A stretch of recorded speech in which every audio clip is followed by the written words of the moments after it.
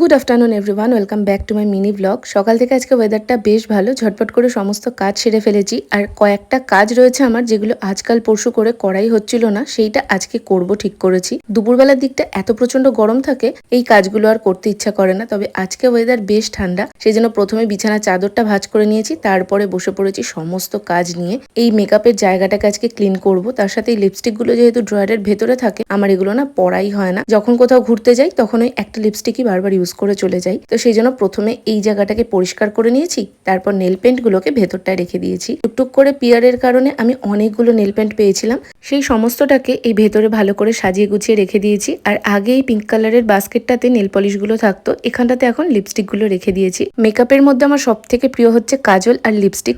আমার কাছে huge collection তো নেই, তবে যে কটা আছে তোমরা যদি চাও আমি কোনো একটা ভিডিওতে অবশ্যই তোমাদের সঙ্গে আমার লিপস্টিক কালেকশন বা মেকআপ কালেকশন শেয়ার করব। আর এই কটা লিপস্টিক টিন্ট আছে। আর সাজগোজের জিনিস গোছাতে বসলে মেয়েরা একটু সাজবে না, ঢং করবে না, এটা কি হতে পারে? তবে এই জিনিস গোছাতে গোছাতে হয়ে গেছে অনেক বেলা। তবে এন্ড রেজাল্টটা কিন্তু ভীষণ স্যাটিসফাইং হয়েছে। সমস্ত জিনিস গোছানো কমপ্লিট। চলো টাটা।